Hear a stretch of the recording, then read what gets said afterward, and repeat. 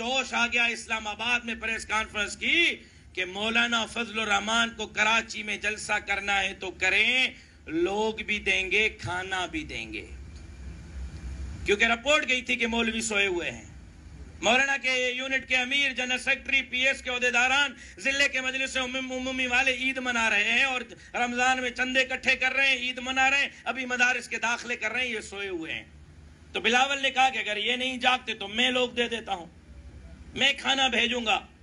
بتاؤ عمومی کے ممبران، بتاؤ شہداء اور غازیان اور اسلاف اور اکابر کی جماعت کے وارثوں، یہ آپ کے لیے اور میرے لیے شرم کی بات نہیں کہ آپ کے اور میرے ہوتے ہوئے ایک سیکولر پارٹی کا سربراہ میرے قائد کو طنز مارے کہ بندے بھی میں دوں گا اور کھانا بھی میں دوں گا، کم سے کم میرے لیے تو ڈوب مرنے کا مقام ہے۔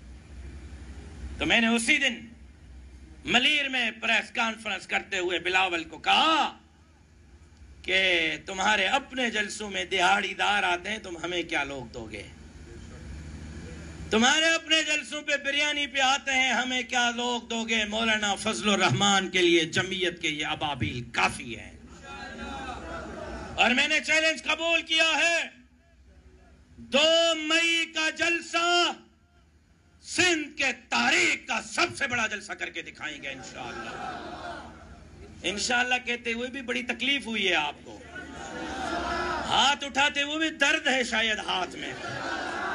میں نے کہا کہ یہاں بیٹھا ہوا ہے، رپورٹنگ کر رہا ہے، سب سے پہلے ہاتھ اس نے اٹھایا کہیں مجھ پہ نہ شک ہو جائے، اور آپ نے نہیں اٹھایا۔